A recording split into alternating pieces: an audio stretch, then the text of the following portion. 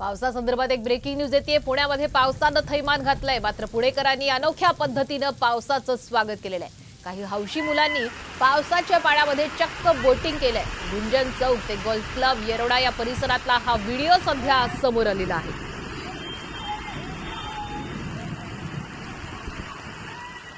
गुंजन चौक ते golf club Yerwada परिसरातले आपण ही सध्या दृश्य पाहतोय।